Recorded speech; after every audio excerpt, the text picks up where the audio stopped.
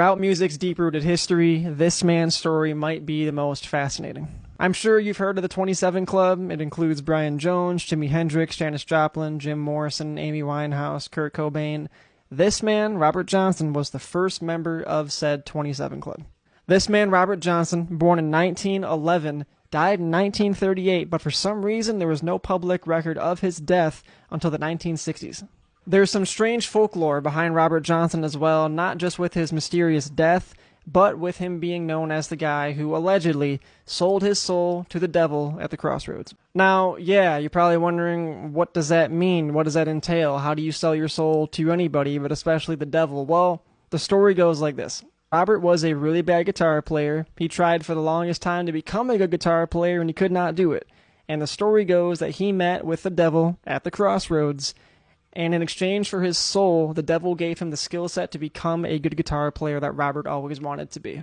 So if the devil gave Robert the skill set to become a good guitar player, what did Robert give the devil in exchange if there was some sort of trade-off to begin with? And many of folks believe that the trade-off was a short lease on life. Robert was able to become the guitar player he always wanted to be, but it came with a catch. He would not know how to behave while being a guitar player, and thus this would lead to his untimely death. Folks believe that this is all just folklore, all just hyperbole, all just hearsay. The likely reality is that Robert Johnson merely just kept practicing. He kept practicing.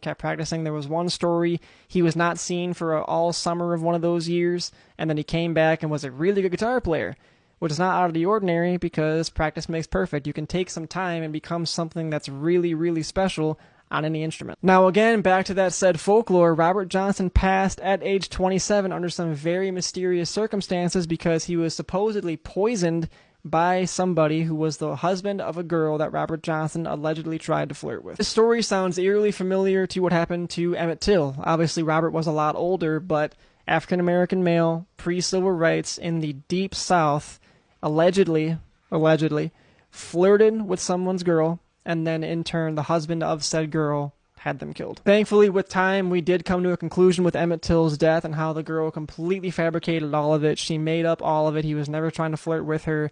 He basically was killed by two racist bozos for no reason. However, in Robert Johnson's case, it's still a ton of mystery behind what actually happened to him. So I'll leave it up to you. Do you believe Robert got better with time via practice, or do you think he actually sold his soul at the crossroads to the devil?